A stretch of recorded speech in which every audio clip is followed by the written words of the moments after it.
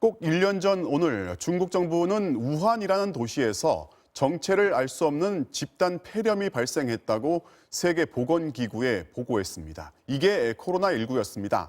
그 1년 사이 전 세계 8천만 명이 감염돼서 178만 명이 숨졌습니다. 인간의 일상은 이제 코로나19 이전과 이후로 나뉘었고 올 한 해 의료인은 바이러스와 일상인은 실직, 가난과 싸워야 했습니다. 물론 대한민국의 1년도 크게 다르지 않습니다. 다만 1년치 통계를 분석해 봤더니 종교시설에서 시작한 감염이 유독 많았습니다. 한국의 코로나 1년 김윤미 기자가 정리했습니다. 2020년 국내 첫 코로나 확진자는 중국 우한에서 입국한 30대 중국 여성이었습니다. 이른바 우한 폐렴의 확진자가 국내에서 처음 발생했습니다.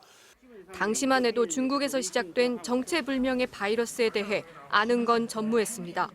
감염력에 대해서는 아직은 조사 중이다라고 말씀을 드리고요. 얼마나 치명적일 거냐 이런 부분은 조금 더 지켜봐야 될 점이 있고요. 그러다 1차 위기가 대구에서 터져나왔습니다. 2월 18일 신천지 대구교회 신도 1명이 확진 판정을 받았는데 이후 신도들 사이에 바이러스가 빠르게 퍼져나가며 하루 확진자가 900명을 돌파하기도 했습니다. 신천지를 통해 감염된 사람 수만 5,213명. 국내 단일 감염 사례 중에서 가장 많습니다.